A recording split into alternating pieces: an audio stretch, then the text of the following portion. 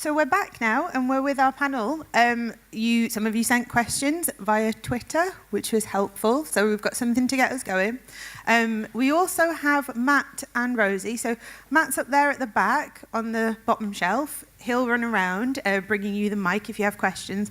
And Rosie is over there at the back on this bottom shelf. So if you have a question, just put your hand up and keep it up, and somebody will come over to you. It's quite hard to see because of the lights, so get Matt's attention or Rosie's attention. Top shelf, you will have to work a little bit harder, but do please try. And you guys don't have a microphone, so when you give your question, I will try and write it down so I can repeat it for the benefit of everyone else. So let's get going. So like I said, this is our panel. I'm going to tell you a little bit about me, and I'm going to ask all of our panelists to do the same. So I'm Shahina. I'm here after 5 years of being a project manager. My sort of experience in this is 5 years ago, when I came to the first conference, I Googled how to be a digital project manager because I just started in digital and I didn't know what I was doing. And it's been fun ever since then, and I've always been learning, and I am still learning. And one of the places that I go to learn is to ask my peers, and that includes in the Slack group that I told you all about this morning. Get joined up. But yeah, asking my peers is where I go for help, and I'm going to ask all of you to answer the same question. So tell us a little bit about your experience, and where do you go to help out on those day-to-day professional things that you need. Great. Hello, I'm Megan McInerney. I'll be speaking to you later today. I've been doing this work for almost 20 years. I started as a project manager a little bit accidentally. So if any of you were here at the conference in 2015, I also spoke there along with Nancy Lyons, who's the CEO of the company that I work for now. And at the time, I was putting myself through school. I was an account executive at a marketing agency, and I went to school for copywriting, mostly because I didn't know what I wanted to be when I grew up, and that's what my dad did. So I thought, okay, I know how to write. I guess I'll do that. And I met Nancy, and she was running an internet service provider company and a web development shop. And when I met her, she came in to speak to the company I worked for about her company, and I just had this really powerful feeling in my gut that, like, I need to work for her. Like, I don't know what I'm doing here, but I need to work for her. So I introduced myself to her after the meeting was over, and I gave her my card, and I just started relentlessly pursuing her. I mean, when I set my mind to something, watch out. To the point where finally she said, "You need to stop spamming me." And so I went across the street from the company that I was working for, and there was a grocery store, and I bought a can of Spam, and I couriered it to her office, like 45-minute courier, like the fastest I could do, and I charged it to the company I was working for, put it on our account, and she got the can of Spam, and she called me back, and she said, "Okay, fine, you can have a job." And that's how I got into digital. I knew I needed to work for her. I knew that I loved technology, and so I just started working there, and I just figured it out as I went, which I guess was the late 90s version of Googling, how do you be a project manager? I just kind of figured it out. And I will say, I do remember feeling when I walked into that job, this really powerful sense of, these are my people. This is where I'm supposed to be, even though I didn't exactly know what I was doing. So from there, I've just sort of worked my way up to a bunch of different jobs and positions, and now I'm the COO of Clockwork, an agency in Minnesota in the United States. And I'll talk a little bit more about that in my actual talk. Where I go to look for information or inspiration. I'm in some Slack channels, and that's helpful and useful. I will say that as I've matured in my career, the number of places that I can go to get information that I feel like I can safely ask a question has gotten narrower. And you'll find that as you move more into like management or leadership positions, the types of questions you need to ask are not necessarily the kind of thing that you want to necessarily reveal to a competitor or someone else inside your organization. You're dealing with a lot of sometimes confidential issues. So I have found that joining professional organizations that are kind of limited in their membership and have a code of conduct around confidentiality has been really helpful to me. So there's an organization in the US called the Bureau of Digital, and they put on these owner camps, and it's for people who own and run digital agencies. And so it's this private place where you can say to other people who are also running an agency, you can ask them a question and have the confidence that that won't be shared. So that's my answer. Hi. Is this on? There we go. Hi. So my name's Peta. I have worked in digital project management for 8 years now. I actually started off as an SEO copywriter, and I think I sort of landed that job because I have a background in journalism before that. And really, I think, I came to the UK 8 years ago, and I sort of got to the point where I just needed a job. And I got into SEO copywriting. But it led me to project management, which I was much, much better at than copywriting. My copywriting was atrocious, really bad. But yeah, so I've worked in-house. I've worked at a radio station. I've worked for a big multinational. But most of my project management experience has been agency side and working on a lot of big design and builds. Just over a year ago, I left that safety a nice, comfortable place, and I started my own company, which is called Digital Rev, and now I do a mix of freelancing, consulting, and training, and my training is really based around soft skills development and project leadership for digital folks. So where do I go to look for inspiration or to ask questions?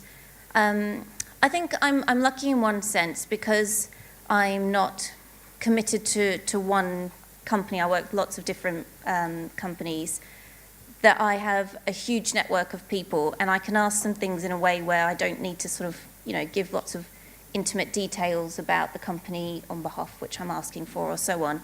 But I know I've had the opportunity to meet a lot of really talented people at a lot of different places, and I've kept those connections. So I have a really good pool of people who I speak to about things like that.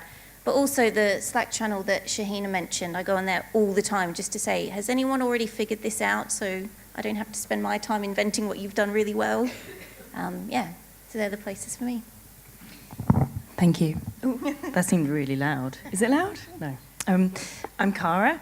I've been saying that I work in tech for a decade, but I've been saying that for about 5 years. I just realized earlier on. It was just quite scary. So yeah, probably about 15 years ago, I started through a weird journey of, I actually went to film school, then anyway, it's a long story.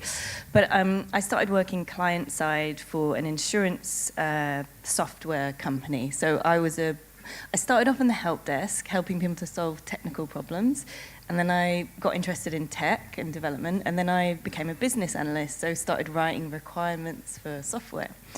And then I did a bit of project management, and then anyway, cut a long story short, I ended up going to London, big old London, to work in digital agencies, really chaotic ones, like normally about 10 people, didn't know what they're doing, they won a big load of work, and we were all like, how are we going to do this? And I just kind of threw myself into it and thought, I don't know what I'm doing. But through a succession of working in places like that, I went freelance for a while, so I got a chance to experience different companies and how different people worked. I found that really interesting. And I also made a lot of the connections that you're speaking about. So I still talk with people now that I worked with 10 years ago in those agencies, and I'm answering two questions at once, but they're the type of people that I would always poke and say, does this sound right? Like those kind of things, because I think they're the people that you have for life. You never feel embarrassed to ask. And yeah, so anyway, I worked at a place called Us2. I have an ex-colleague sitting up there, I think, for about 5 years. And that's where I really started to focus more on the coaching side rather than the project management side. So my career kind of flipped from doing, helping people to deliver a plan to like helping a team to deliver a plan. So I spent probably about 5 years working on that and that different kind of product development cycle that I mentioned earlier.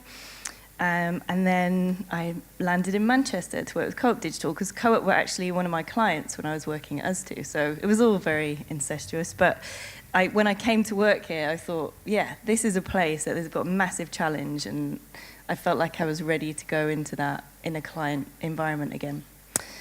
But to your point as well, I find it difficult now because I'm leading a team of delivery managers. I'm very much used to being in that team and being able to ask my peers questions. Now, as someone who's seen as probably having a lot of knowledge, it's quite hard for me to ask what I think should be perhaps obvious things. So I rely on a lot of ex-colleagues for that. So I keep in touch with all my previous team and I ask them when I need to know things. Maybe we need to set up something like the bureau here, so all of those people in senior or leadership positions can abide by a code of conduct and basically ask their questions in secret. That's what we're talking about, isn't it? Cool. Okay. We'll start a secret club. Let's do that. And also, when you start a new job, it's really hard to ask things for at least 6 months. I'm getting a bit better at that now. Yeah. I'd say my experience is the opposite. Really? That's when I ask all of the stupid questions. That's good. You should. For not maybe It is 6 good. months. But. When that job that I talked about that I walked into, and I had never really worked in digital, I was really young at the time, and so I was not self-conscious about asking questions, and I in retrospect can remember sending an instant message to like the most senior tech lead there and asking like, hey, do you know any like books about project management? And I'm sure he was like, what the hell? Like, that's your job. You're seriously asking me to tell you a book to read? And yeah, in retrospect, I'm really surprised that I didn't just get immediately escorted out. But I think it's actually good to not have that self-consciousness. And I have found that as long as you don't ask the same question twice, as long as you're asking a fresh new question and not having to be re-educated about the same thing, people generally love sharing their expertise with other people. They love being asked. It feels like you know something and you're important. I think that's why we've got a panel today. So who's got fresh new questions? To make us feel important. Is that what Make you're them feel important and not make them feel important. So we did a bit of talking there, hopefully to give you an idea of what sort of, there's a lot of experience, different experiences as well on this panel. So yeah, come at us with your questions. You have to put your hands up for it. If not, I can move to Twitter. It's a quiet room. All right then. Oh, here we go, down here.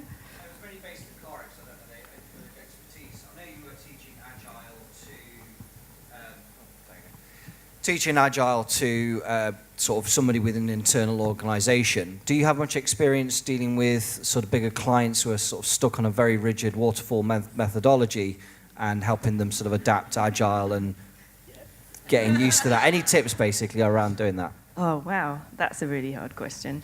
Yes, I do. I'm obviously not going to name names because I think this is being recorded, right?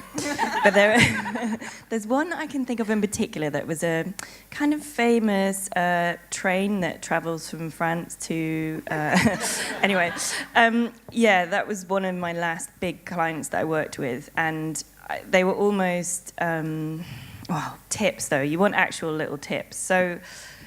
I think what I talked about earlier with relationships was a big thing for me. So as soon as I got there, I had to find they were running Scrum, but they were very much tech. This was the tech team. They were on a different floor. Everyone was scared to talk to them.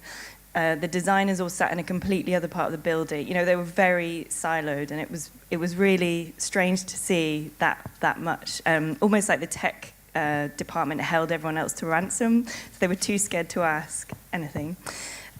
So I tried to just search out someone in that tech space that I could relate to, have a coffee with and get to know. And I found a Scrum Master there who wasn't long there either. And I think I made a point of befriending him and starting to kind of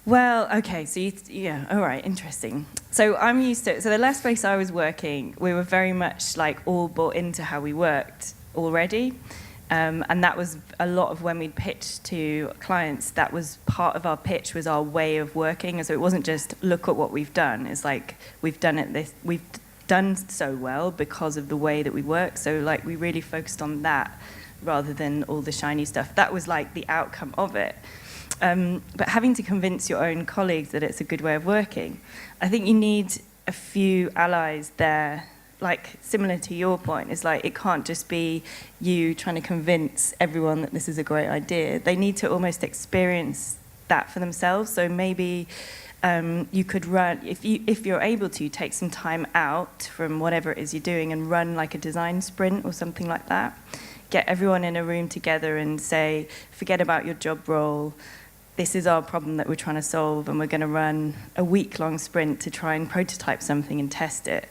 And I think once you get people together in a room for a week, working together, they'll start to see how much they can actually do when they collaborate. And what they don't know is that you're sneakily leading them to this outcome that you want, but they're actually enjoying it as well. So they don't feel like you're just telling them because it's great. They'll start to enjoy it.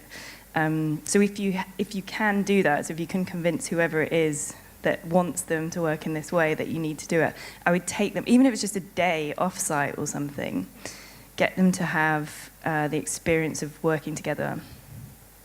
Thanks. Yeah. It's a little bit of a side point to that, but when you go into a new company, I think especially if you're going into a senior role, if you're going to be heading up a team, I think it's very tempting to think in those first few months that you really have to make a huge impact. But I think that's one of the quickest ways to isolate yourself from your peers, because it's almost like saying, God, thank God I arrived, you've been doing everything wrong. And I think there's actually a lot of value in not doing anything at first, and just understanding the lay of the land, looking at what people already do and what works well for them, and just supporting them so that you build up credibility and that they feel that you're someone they can rely on and work with. I think you need to form that relationship before you start trying to change everything that they do. They need to have a respect for you first. Can I just ask a question there, Petter, about the lay of the land? Because that's what I feel I'm doing in my current job. What do you put into your timesheets for that?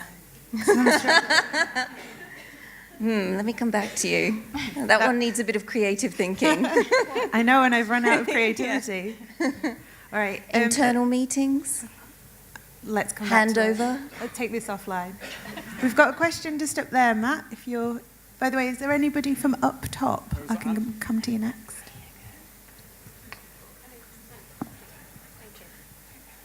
Hi. Oh, hello. So it's a bit of a twofold question. Initially about kind of any tips on being assertive and direct without coming across as what a lot of people still use the word bossy. And then on top of that, kind of looking at women in the workplace and delivery, specifically with digital, because even though I've been project managing for 6 years now in digital, and I think it's come a long way, as with everything, but I think I'm still often finding myself in situations where it is very male-dominated, especially with client workshops and things like that. So what are your thoughts? Make sure you smile. Just kidding. Oh man, this question is just so loaded. So it's loaded because there's an aspect of just being a good person, which is how do I just give direct feedback without being an asshole? And then there's this added layer if you're a woman or a person of color of like, how do I do this in a way that doesn't upset people around me who expect me to behave in a certain way? So I'll start with the first one. So I think in general, first of all, giving feedback sooner over later is always the best. Like the closer the feedback is to whatever is happening, the less charged it is. So if Peta and I have a disagreement and like in that moment, I'm like, ooh, that really bothered me. Like we can just deal with it in the moment and it's not a big deal. If I come back to Peta 2 weeks from now or 2 months from now and say, you know, when we had that conversation like that, now she knows I've been sitting with it for like, I've been stewing on it, and now it's like a big deal. So my first piece of advice on the kind of feedback side of things, and it's hard because often direct feedback can be uncomfortable, but is just to do it as quickly as you can because it's less charged. And the other thing is I try to think about how the other person is going to receive it and how I might want to receive it. And those are two different ways of looking at it, because first of all, thinking about how I want to receive it helps me get clear on what it is that I'm trying to say. But then I have to look at the other person and say, what kind of personality are they? Like, I like just direct, quick, get to the point, whatever. I work with people who need a little bit more warm up before you get to the feedback, or it feels to them like I'm assaulting them. Like, if I don't first say, like, I'm coming in, if I don't first say, like, how are you? How are your kids? How are your dog? Like, if we don't just have that little warm up, they feel like I'm just like smacking them in the face. There are other people like me where if you do that whole lead up, I'm like, what do you, yeah, get to the point. Like, I got stuff to do, right? So, figuring out how you would want to receive it helps clarify what you're actually trying to say, and understanding or trying to understand how you think the other person will best receive it helps you clarify how you will say it. So that's my 2 cents. It's hard. The gender thing, I don't know, guys. We got to just burn it down. The patriarchy's got to go. That's a bigger issue we got to deal with. I think I want to add to the feedback one. Also, I would say take the time to prepare yourself as well to give the feedback. So, yes, give the feedback quickly. That's really important, but you don't have to give it instantly or immediately. So taking the time to think about what it is you want to say and the points you want to make, and even practicing them. I've heard you, Megan, once say that you practice in the car when you're having, when you have to prepare for a difficult conversation. And I think actually just as daft as it feels, saying it out loud helps to get it across when it comes to the actual moment, get it across the way that you wanted it to come across. That's what I'd add to that. I think also just knowing what you want to achieve. Why are you going to have that conversation? What do you want to get out at the end of it? What do you want the outcome to be? Because otherwise you run the risk of just emotionally offloading. But I think running on the feedback point, there's this really good leadership coach called Deborah Kahn, who I was lucky enough to work with. And she taught me basically to change my perspective on feedback. And giving other people feedback is really good. She says, it's an act of respect designed to help the other person improve. And if we don't speak up and tell people any of these things, then how can they ever change it? So yeah, I think that's really important. Also, in terms of being assertive, there's a good model you can use called Think, Feel, Do. I'm not that familiar with it theoretically anymore, but if you want to look it up, it is a good assertiveness model where you don't come across like a dick. Thank you for that. Oh, we've got one over here. Where's Rosie gone?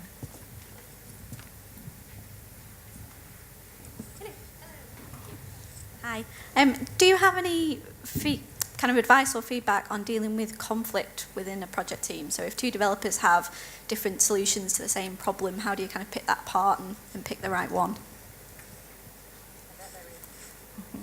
Who wants to take this on first?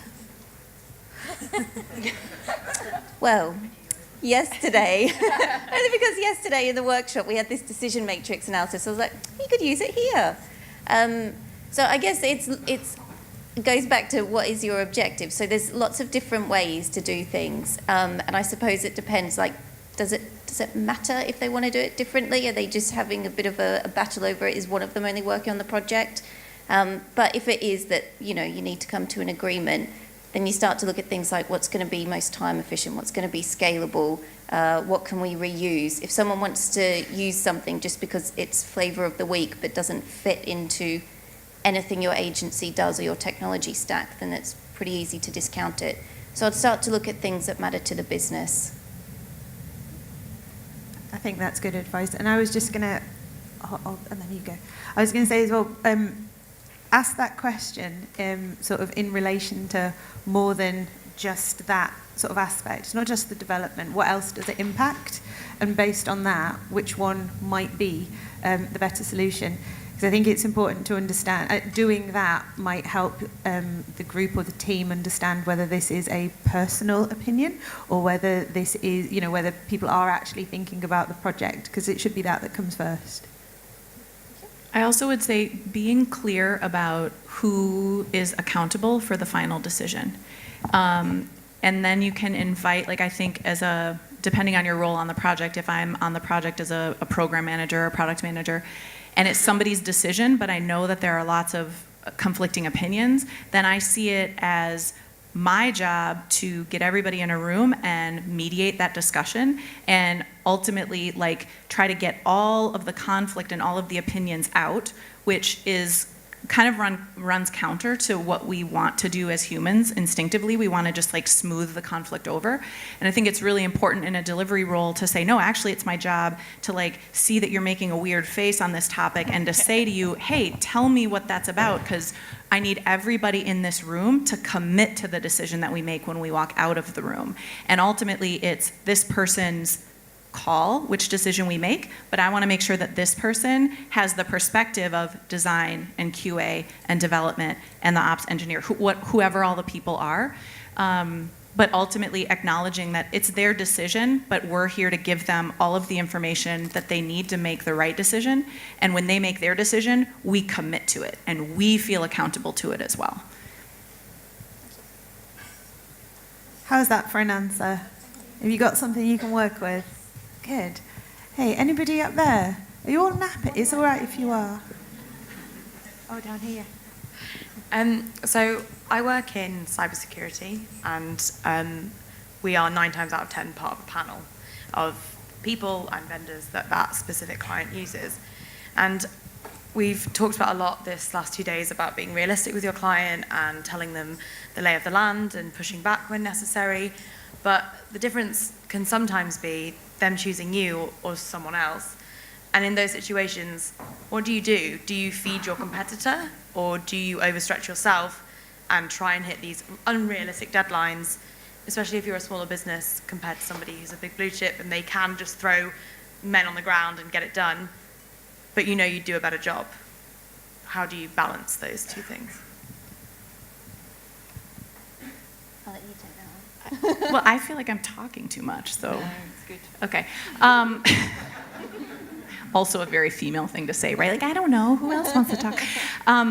Okay, so I'm actually going through this right now with a client that I'm working with, the big one. So we're a 50-person agency, and the other teams that I'm working with are from all of the big consulting companies that we've all heard about. I don't know, some of you may work for them.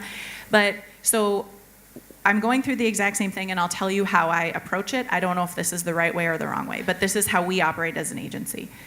I try to always do what is best for the client, and I try to come at everything from a place of abundance. There is enough work to go around, and I don't have to claw for things that may not be a fit for us or that I'm not confident that we can deliver, because if I deliver on all of the things that I know we can, more work will come from that. Whereas if I stretch us and say well, I don't know how we're going to do it, but we'll figure it out, ultimately I'm going to undermine the long-term relationship with the client, which is what I want, right? So I might get that immediate billing, but if I'm going to fall down because I can only put 2 people on it and this other consulting company can get 50 on it in a week, it's not going to work. And so by doing that, I've found that we've become much more of a partner to our client, because they understand that I'm not constantly angling to just get more work.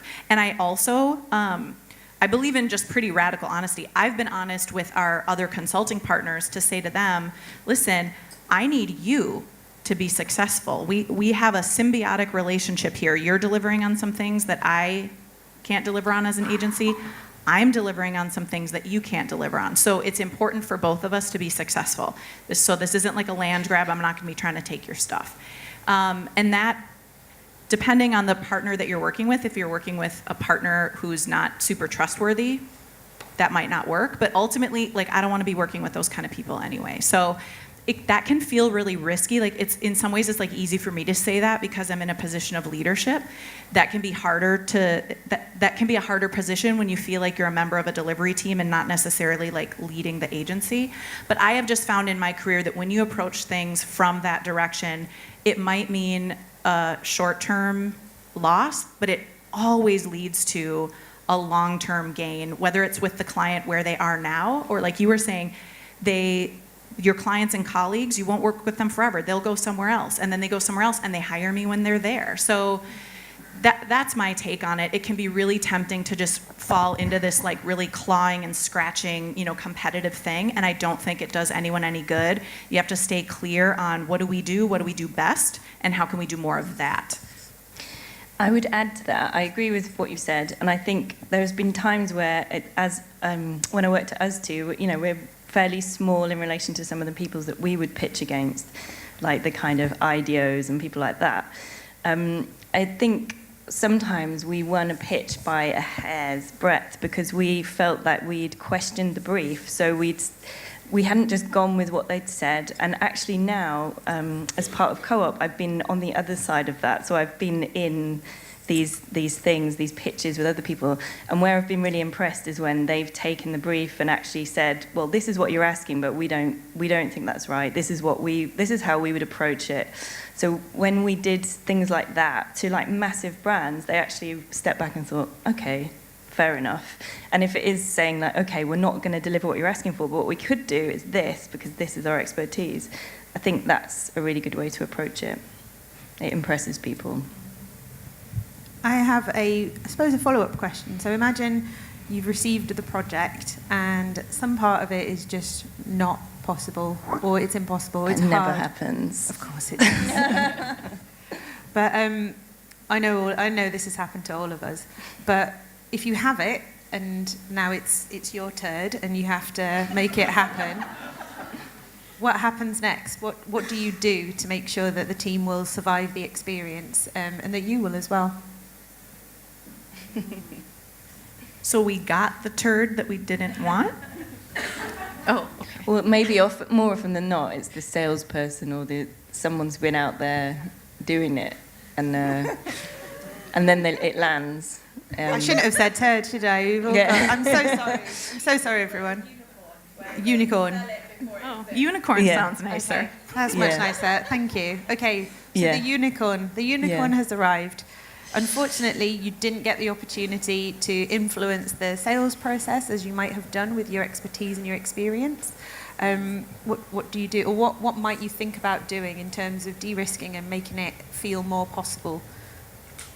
I mean, I'll build on what Cara was saying earlier, which is I think there's still an opportunity to do that, and we've certainly done that. So if we get the unicorn and I'm like, this isn't right, like this isn't actually what the client needs, often in the same way that the person who sells it from our side is not always the person who buys it on the other side. The person who sells it isn't the person who delivers it on our side. It's also often true that the person who buys it isn't the person managing it on the client's side. So when you get down to the level where the delivery team and the client team are actually working day to day, I think there's an opportunity to say, we originally scoped this out, but here's what I think you actually need.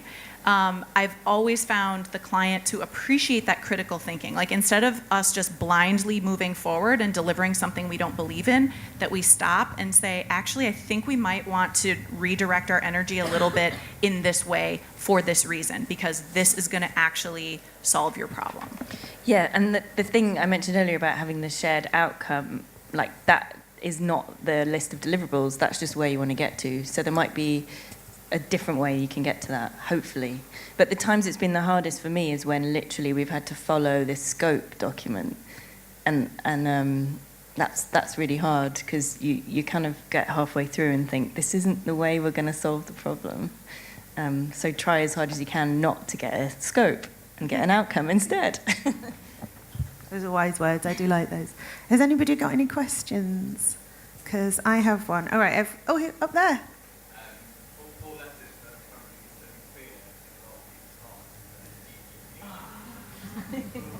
Oh, that's why I moved to Canada.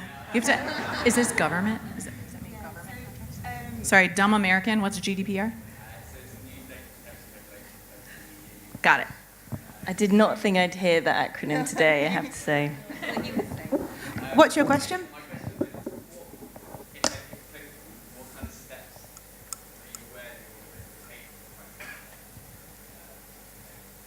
I'll just repeat that for anybody else that didn't hear. So the question was, it's GDPR, and what steps is anybody's organisation taking, if there are any? I'm assuming I'm probably the only person on here who can answer that. I can't believe you've asked that question.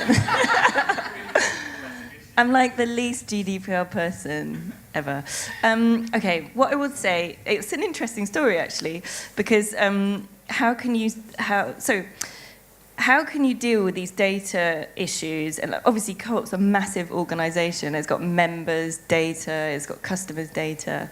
But when we apply it to digital, there is a way that we can deal with it, and that's to do with our user research. So I think we identified really early on that we need to have just a really clear process of when we're talking to users that we know exactly where their information's going, they're consenting to it. So things like that, we're going. Actually, the team are already doing a really good job of, but that's one area. I mean, I can't speak on behalf of the whole Co-op group, but I know there are teams. I think actually I heard what Wetherspoons did, and they just deleted their entire customer database because they knew how painful the process was going to be. So I think actually, and that's what a lot of the teams are doing at the moment. So we've worked out a plan of what can we delete now because we know it's just going to be. So if in doubt, just delete everything and start again. That's my advice. And tell your boss Cara told you to do that. Yeah, it's fine. It's safer because then you won't get fined. That's Cara, head of Agile Co-op. Is this being recorded? No. Thank you for that. We like to see people squirm a little bit here. We didn't want them all to be easy. Is there anybody? Oh, up there. We'll stay. We've got to choose. And also, because if I tip more forward. So I'm wondering what you do in a situation where your senior management team are happy for you to pursue Agile methodology, apart from when it doesn't suit them. And that's maybe 3 or 4 times a year, and they're like, well, now you have to deliver this, and it has to be on time, and it has to be this scope, and you have to just figure it out. How do you start to push back and say, that's not how we work, to like your boss's boss, for instance? You just say it. I know that sounds really flippant, but I think you have to have some pride in what you do and the way that you work. And I think sometimes you shouldn't bend, like that's what you truly believe in because you're doing a good job. They're paying you to do a good job. They're paying you for your expertise. And if that's how your team work well together, I think there has to be a bit of compromise. But I mean, I haven't had to have that conversation yet, but there probably will be times when that will come up. But I would say, if you believe in us, if you believe in our department, then believe in the way that we're working and that we're working to get the best value. I mean, if you can have examples of why you think what they're asking for might not deliver the same value, that will help. It's difficult just to say no, obviously. It's hard to say without a specific example of a thing that might be. I mean, I think as somebody who is somebody's boss's boss, right. I'm sure I do this sometimes, right? Where I'm just like, do this thing, and like I have a reason why I'm like, no, we really just have to do it this way. And so for me, I think what I need to hear is, first of all, I'm not ever opposed to people pushing back. I think it's really important. But what I need to hear is like the impact of what I'm asking for and why it's not good. So instead of just like, no, I won't do it that way, like that's gonna feel I'm trying to I got us work and I'm trying to get us to do it, and like, don't you want your paycheck? And like, it's just gonna frustrate me because I'm gonna feel like, why are you in my way? We have the same goal. We all wanna do good work, whatever. And so, but if somebody can come to me and say, sure, we can do that, but here's what that means. It means that something else you want to get done isn't going to get done. It means that the team, like whatever the impacts are of what I'm asking for, then it helps me focus on the outcome. Because what I've done accidentally is told you how to do it, not the outcome that I want. And then it allows you to shift the conversation for me or whoever the boss's boss is to get them to focus more on like, what did you actually want? Because what you want, you're not going to get the way that you asked for it, even though that's what I thought.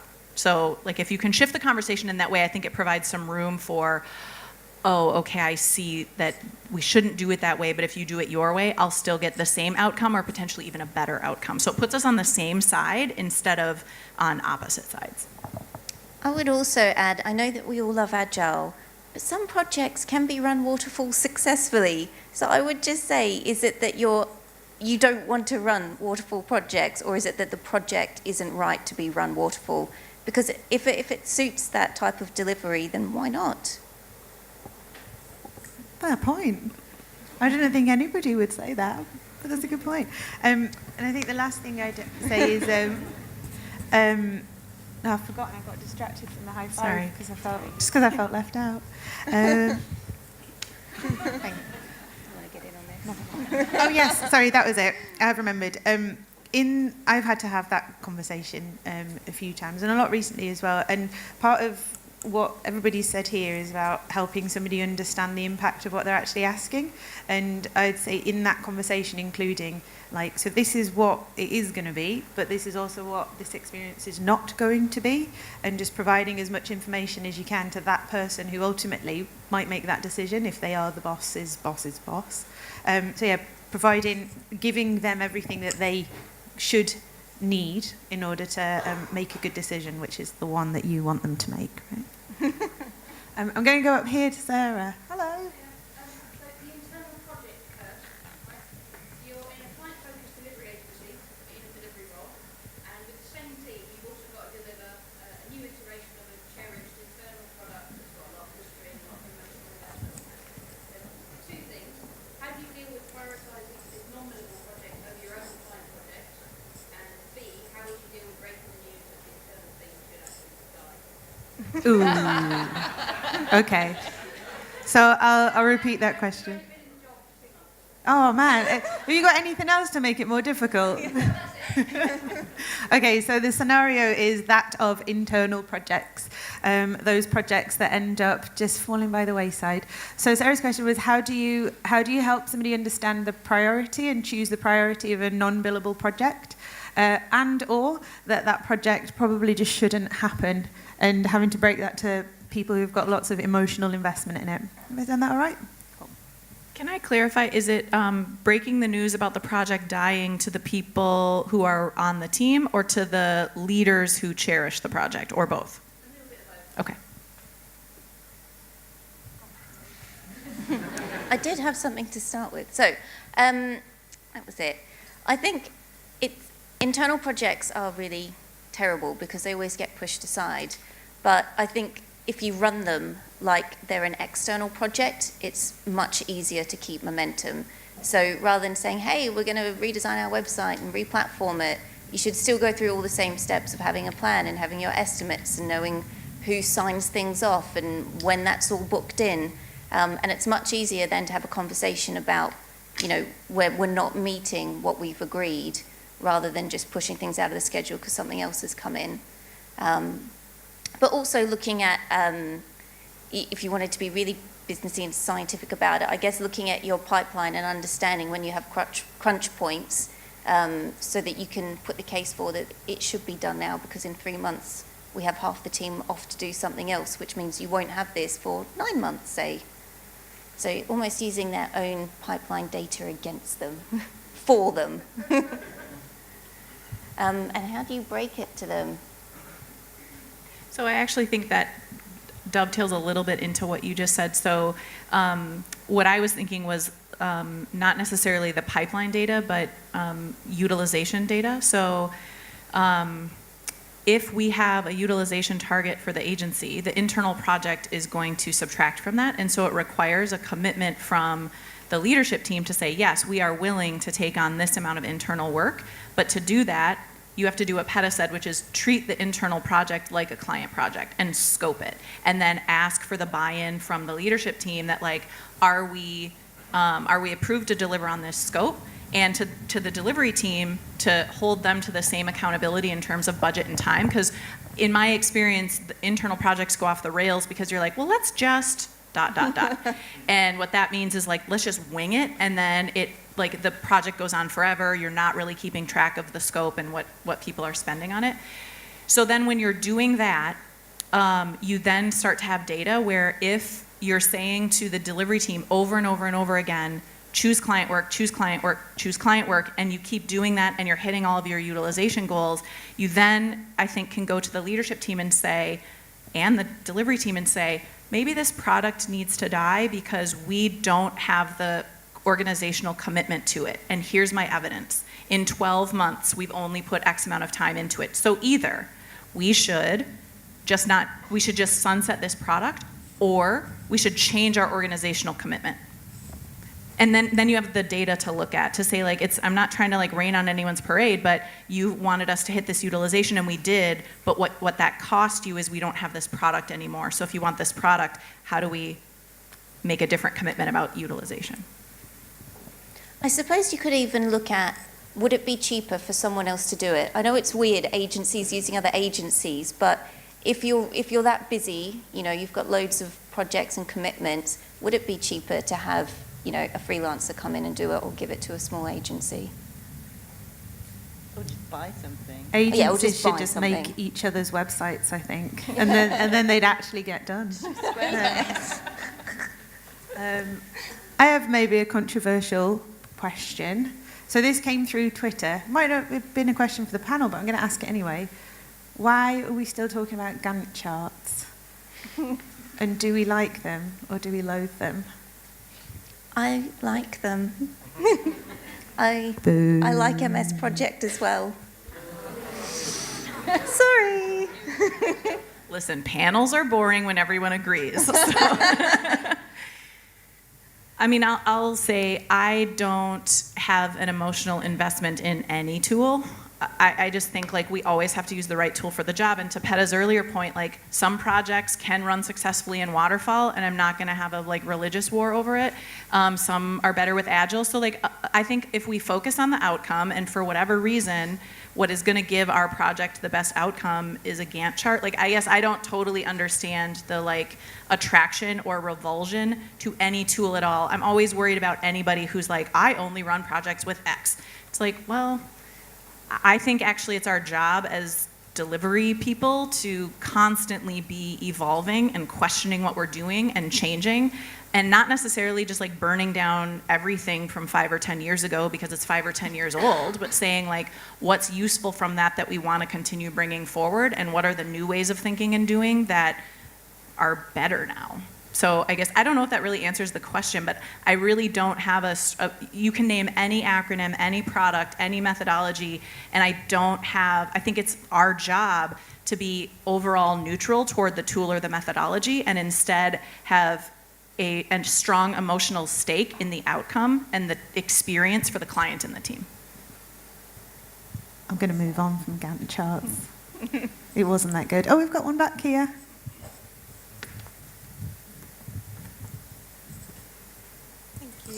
Hi there. I have a question related to tools, but tool agnostic.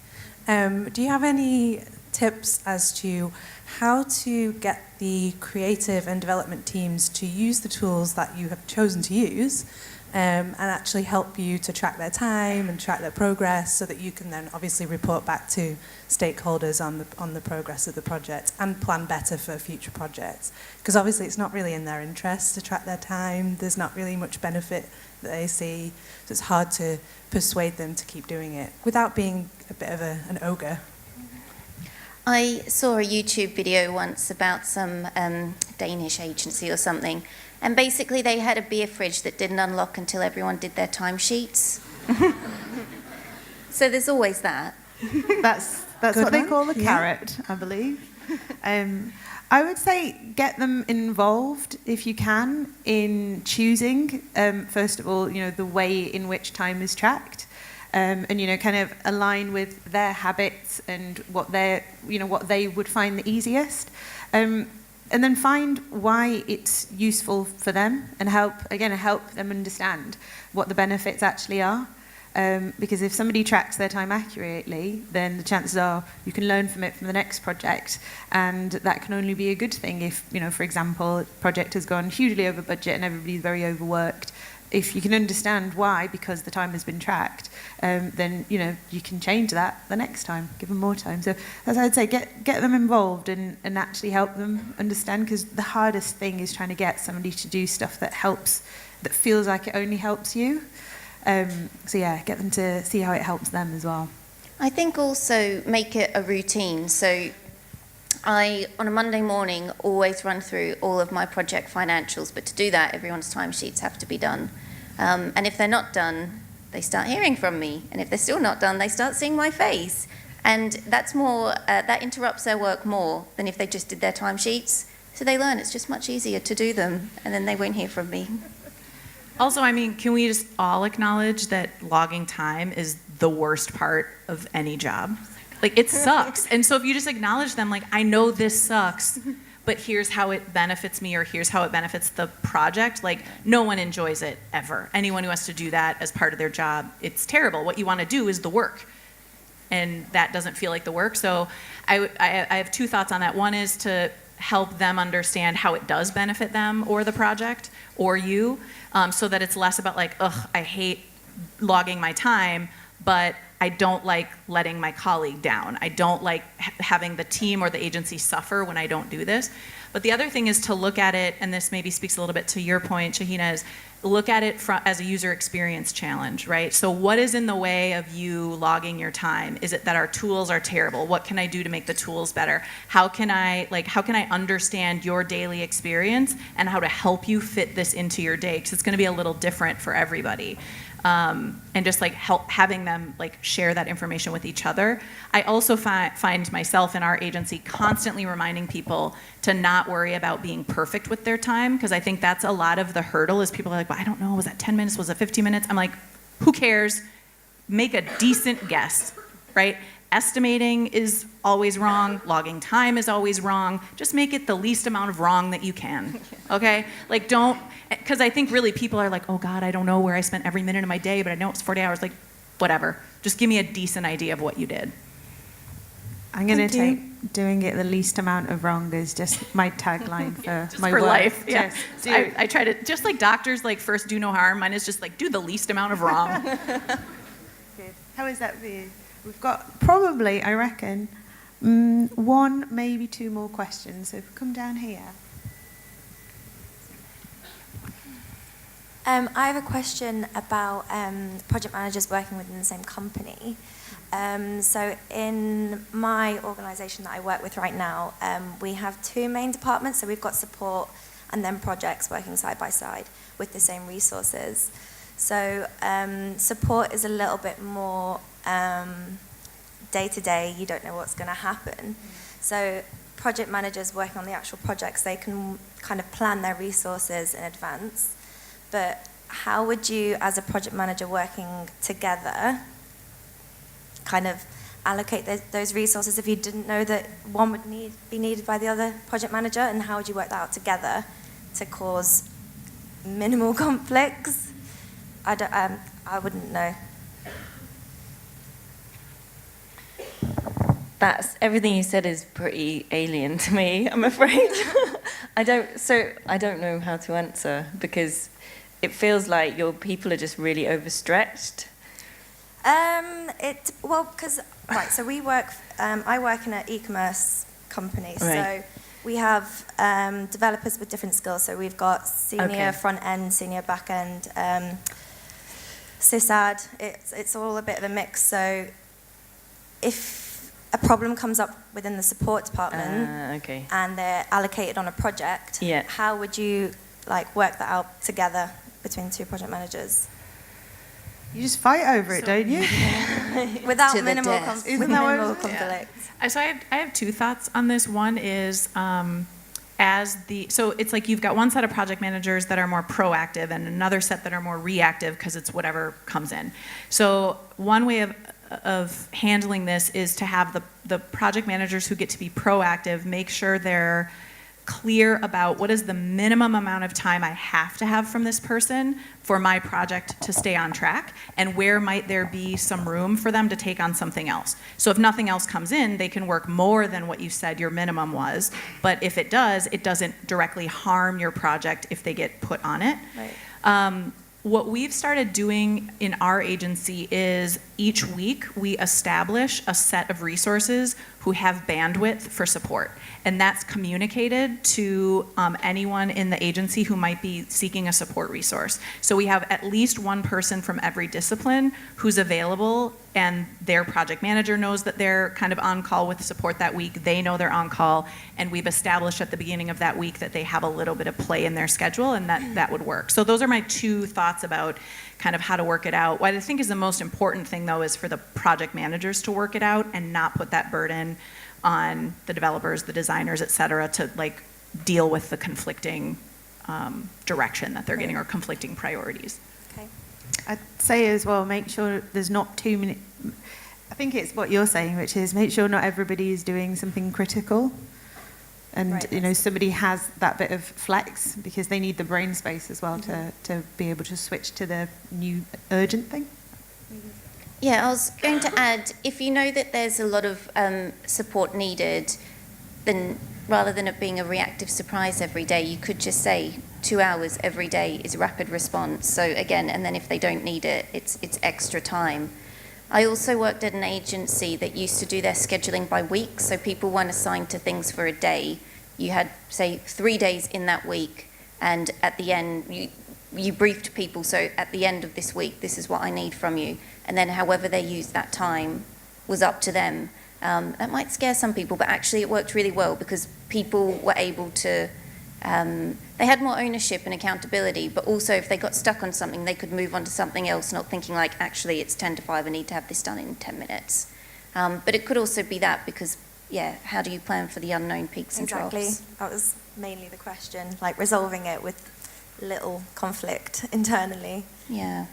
I think that you should look up the DeliverConf YouTube stream from last year because Sarah did a great talk on resourcing, actually. She's up there, that's why. Yeah. But I'll send it to you. How about that? I think that might really help. I reckon that we are just about on time. My last question was going to be, I'm going to ask it because I've got the microphone, but let's wrap it up quickly. What advice do you think you'd give to your younger self, having gone through all of this experience, the hard bits and the easy bits, the highs and the lows? What would you tell yourself? Mine's not inspirational, sorry. But something that I wish I'd known earlier, and it sounds so obvious now, is like businesses are commercial, they're there to make money. And so lots of, you know, your owners, your CEO, your senior management team are interested in the bottom line and how does this work commercially. And I wish I'd had more of a focus on speaking in commercial terms to them in order to put my projects in the direction that they needed to go and to help make decisions that would really benefit the project and my team.